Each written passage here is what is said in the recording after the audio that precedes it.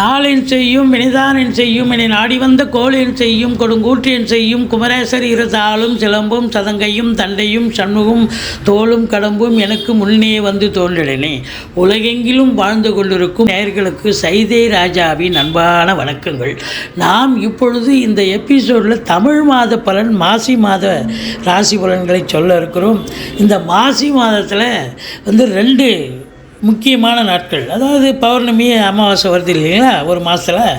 24/2/2024 சனிக்கிழமை பௌர்ணமி, அதிலே மாசி மகம் அப்படின்னு சொல்லக்கூடிய ஒரு நிலை. 10/3/2024 சர்வ அமாவாசை வருகிறது.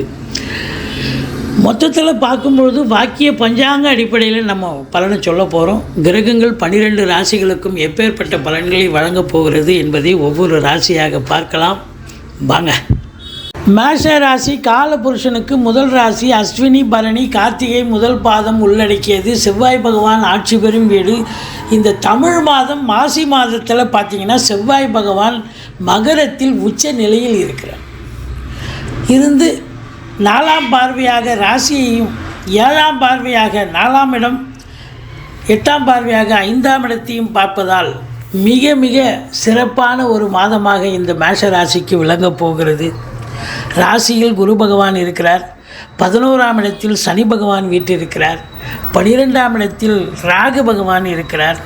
உங்களை பொறுத்தவரையிலையும் சுக்கிரன் 2 குடையவன் 10ல் அதிகபட்சமாக இருக்கார். 11ஆம் இடத்துல 5 நாள் இருக்கார் சுக்கிரன். இப்படி கிரகங்களுடைய சஞ்சார நிலை மிக மிக சிறப்பாக இருப்பதால் இந்த மாசி மாதம் இந்த மேஷ ராசிக்கு அற்புதமான பலன்களை வாரி வழங்கப் போகிறது கிரகங்கள் என்று சொன்னால் மிகையாகாது. ராசியில் குரு பகவான் இருக்கிறாருங்க. தன்னம்பிக்கை ராசியை இவர் பார்க்குறார், செவ்வாயை பார்க்குறாரு. தெளிவான சிந்தனை, செயல்கள், எண்ணங்கள், தன்னம்பிக்கை ஏற்படும். எதையும் சாதிக்கணுங்கிற ஒரு வெறி நிச்சயமாக ஏற்படும். ஒரு உணர்வு ஏற்படும். அதை தாண்டி உங்களுக்கு 4ஆம் இடத்தை பார்ப்பதால் சொத்து பத்துக்கள் 4ஆம் இடம் 5ஆம் இடத்தையும் பார்க்குறார். சொத்து பத்து வாங்கக்கூடிய ஒரு நிலை, வீடு கட்ட, வீடு ஆல்ட்ரேஷன் பண்ண, இப்படி ஏதாவது ஒரு நிலையை எடுத்துக்கிட்டு போவீங்க. பூர்வீகத்தில் கூட சொத்து வீடு வாங்க, வீடு கட்ட வாய்ப்புகள் நிறைய இருக்கிறது. அதில் குறிப்பாக பார்த்தீங்கன்னு சொன்னால் இந்த மாதம் குரு 5ஆம் இடத்தை பார்க்குறதால, ராசிநாதனும் பார்க்குறதால நிறைய கிரகங்கள், சூரியனும் பார்க்குறார், சுக்கிரனும் பார்க்குறார். இப்போ நிறைய கிரகங்கள் அதிகபட்சமாக 5ஆம் இடத்தை பார்ப்பதால் பூர்வ புண்ணிய ஸ்தானம் வலுப்பெறுகிறது. பூர்வீகம் மிக சிறப்படைகிறது.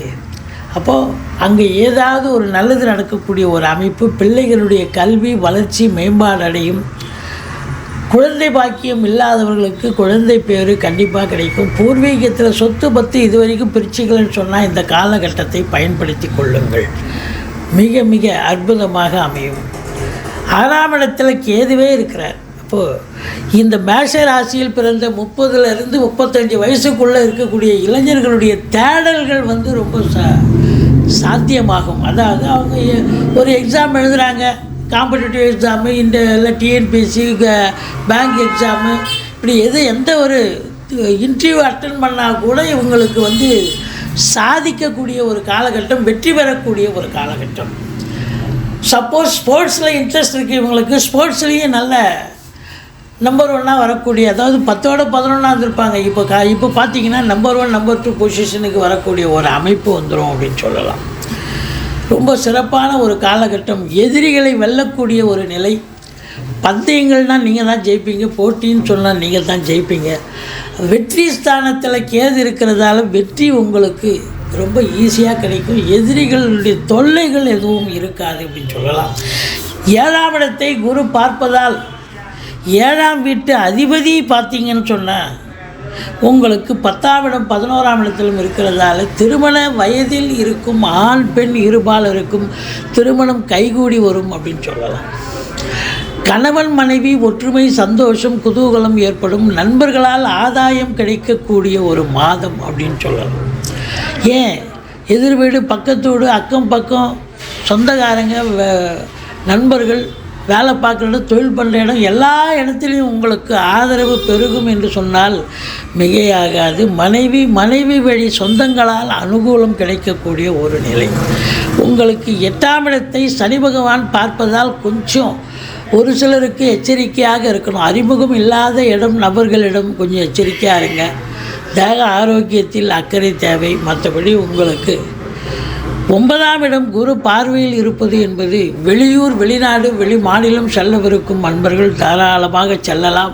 நல்லதே நடக்கும். அதாவது உயர்கல்விக்காக நீங்கள் போகிறீங்க அப்படின்னா எந்த கோர்ஸில் சேர்ந்து படிக்கணுமோ அது கண்டிப்பாக கிடச்சி படிப்பீங்க. இல்லை உத்தியோகத்துக்காக போகிறீங்கன்னு சொன்னாலும் போக முடியும். இல்லை நீங்கள் சொந்த தொழில் பண்ணணும் அப்படின்னாலும் கண்டிப்பாக செல்லலாம். அற்புதமான காலகட்டம் இது. 9ஆம் இடம் சிறப்பாக இருப்பதால் ஆன்மீகத்தில் நாட்டங்கள் அதிகரிக்கும். ஆலய வழிபாடுகள் செய்வீர்கள், நன்கொடைகள் வழங்கி மகிழ்வீர்கள் அப்படின்னு சொல்லலாம். மொத்தத்தில் பார்க்கும்பொழுது ஒரு சிலர் ஆன்மீக பயணமாக கூட இன்ப சுற்றுலான்ற பேரில் கூட வெளியூர், வெளிநாடு, வெளி மாநிலம் செல்லக்கூடிய அமைப்பு ஏற்படுகிறது. தந்தையால் அனுகூலங்கள், அரசாங்கத்தால் ஆதாயம், அரசியல்வாதிகளுக்கு பொற்காலம் அப்படின்னு சொல்லலாம்.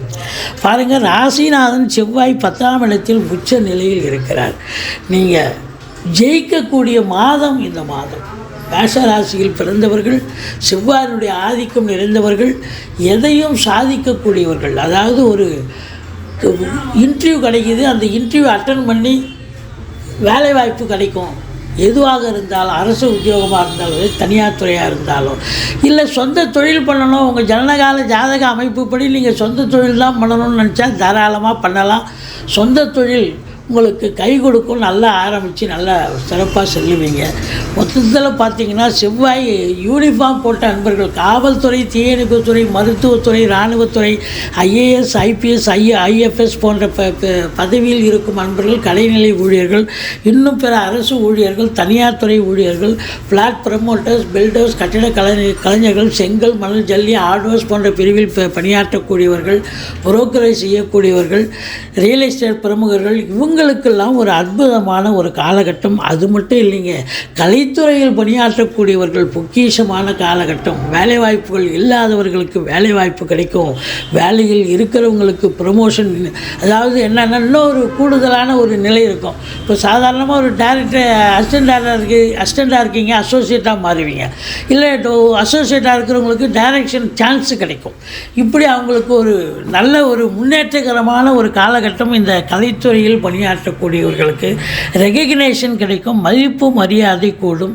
அது மட்டும் இல்லைங்க, உங்களுக்கு வங்கி பணியாளர்கள், அரசு கருவூலம், இன்சூரன்ஸு, ஃபைனான்ஸு, மற்றபடி துணி வியாபாரம், நகை வியாபாரம், உற்பத்தியாளர்கள், வியாபாரிகள், இதில் எல்லோருக்குமே சிறப்பாக இருக்கும். சனி 11ஆம் இடத்தில் இருப்பதால் இந்த தொழிலில் உச்சநிலை அடையக்கூடிய ஒரு காலகட்டம்.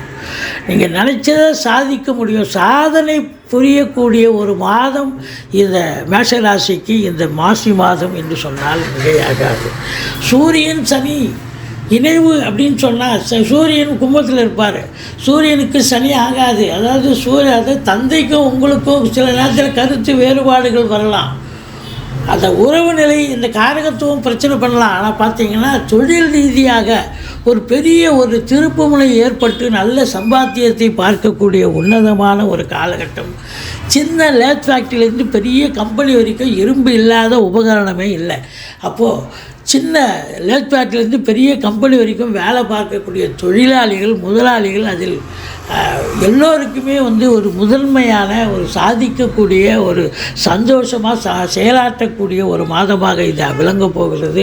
அரசியல்வாதிகளுக்கு பாருங்கள், செவ்வாய் நல்ல நிலையில் இருக்கார். ராஜகிரகம் சூரியனும் 11ஆம் இடத்தில் இருக்கார். 5 5 பார்க்குறார். அப்போது அரசியல்வாதிகள் தங்களுடைய செல்வாக்கினை பெறுவார்கள்.